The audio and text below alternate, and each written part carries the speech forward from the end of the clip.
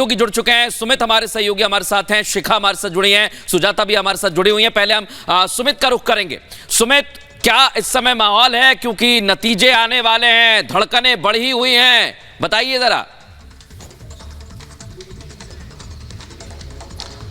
बिल्कुल मृदुल, धड़कनें जो हैं वो बढ़ी हुई हैं। तीनों ही पार्टियां, खासतौर पर अगर यहां पर बात करें बीजेपी की, कांग्रेस और जेडीएस, क्योंकि अभी बहुत सुबह का वक्त है, 8 बजे से काउंटिंग जो है वो शुरू हो जाएगी।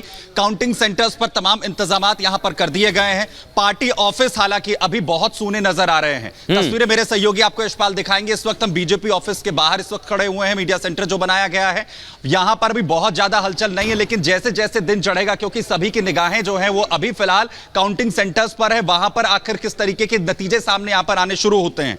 क्योंकि बेंगलुरु में हम इस वक्त मौजूद हैं। मैं साउथ, अगर कर्नाटक की यहां पर बात करता हूं तो बहुत इंपॉर्टेंट है, 2 रीजन, मैसूर और साथ ही साथ बेंगलुरु के अंदर यहां पर कई हॉट सीट हैं। मैसूर रीजन की, अगर ओल्ड मैसूर रीजन की हम यहां पर बात कर रहे हैं, जेडीएस का गढ़ माना जाता है। और आज तक हमेशा जब भी जेडीएस ने अपनी किंग मेकर की भूमिका निभाई है, उसमें सबसे ज्यादा उसे अगर कहीं से सपोर्ट मिला है तो वह ओल्ड मैसूर रीजन ही है, जहां पर जेडीएस का होल्ड रहा है, जो अभी भी यह दावा कर रही है, जैसा हमने अपनी रिपोर्ट में भी दिखाया, कि इस वक्त जो एचडी कुमार स्वामी हैं वो सिंगापुर जा चुके हैं और दोनों मेन पार्टियां हैं, बीजेपी और कांग्रेस, वो लगातार उनसे कांटेक्ट कर रही हैं। लेकिन आज क्या होगा, क्योंकि हम जो लगातार तमाम एग्जिट पोल्स दिखा रहे हैं, उसमें एक बार फिर से ये कहीं ना कहीं तस्वीर बनती हुई नजर आती है कि जेडीएस भी एक इंपॉर्टेंट रोल में यहां पर हो सकती है। लेकिन होगा क्या, ये तस्वीर जैसे जैसे साफ होगी, जैसे जैसे काउंटिंग के सेंटर से जो तमाम जो नतीजे हैं वो सामने आने शुरू होंगे, उसके बाद तस्वीर यहां पर मृदुल जो है पूरी तरीके से साफ हो जाएगी। तो सभी की निगाहें पोलिंग सेंटर्स पर, इस वक्त जो है काउंटिंग सेंटर्स पर है, वहां से कैसी तस्वीर निकलकर सामने आती है।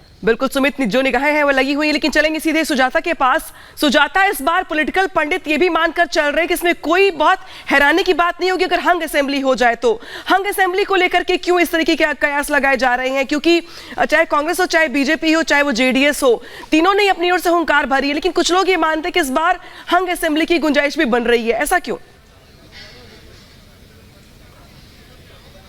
अनामिका, मैं इस सवाल का जवाब दूंगी, उससे पहले मैं आपको बता दूं काउंटिंग सेंटर पर किस तरह की हलचल है। देखिए, सुरक्षा के कड़े इंतजाम है। एक लेयर जो सुरक्षा की है वो अंदर जा चुकी है काउंटिंग सेंटर के अंदर। पोलिंग एजेंट्स बाहर खड़े हैं, कुछ पोलिंग एजेंट्स धीरे धीरे अंदर जा रहे हैं। जो काउंटिंग एजेंट्स हैं वो काउंट करेंगे और इसके अलावा पूरी तैयारियां हैं। 8 बजे से जब काउंटिंग शुरू होगी तो सबसे पहले जो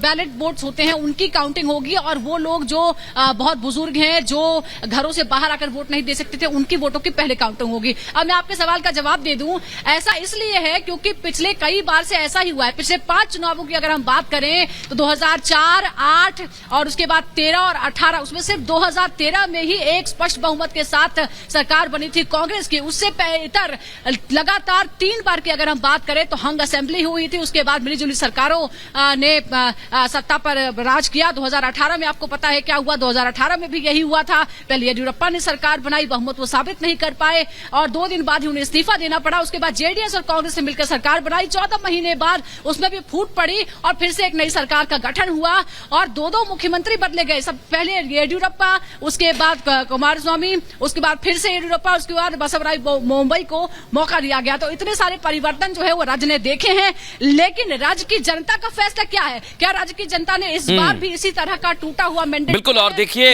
ये देखना होगा कि क्या इस बार फैसला किया है जनता ने। आप सभी लोग काउंटिंग सेंटर पर मौजूद हैं और लगातार हम बता रहे हैं कि सबसे पहले अपडेट देंगे। अलग अलग जगह से हमारे सहयोगी हैं, शिवमोगा से हमारे सहयोगी अमित सिंह हमारे साथ जुड़े हुए हैं, एक बार उनका रुख करते हैं। अमित, बताइए जरा, धड़कनें तो वहां पर बढ़ी हुई हैं जैसा सुमित बता रहे हैं, शिवमोगा में क्या हाल है?